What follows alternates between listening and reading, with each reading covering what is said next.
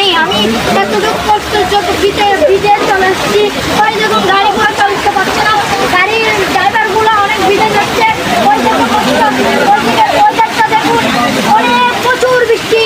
ওইদিকে এই গাড়িটা বৃষ্টিতে ভিজে ভিজে যাচ্ছে, কত কষ্ট হচ্ছে। ওই দেখুন খোলা বিহারি কত কষ্টতে চলাফেরাটা একটু চলাফেরা করতে তার অনেক কষ্ট হচ্ছে। এই দেখুন বেচারা অসহায় সবজি বেচছে, ওনার কথা আর কি বলবো।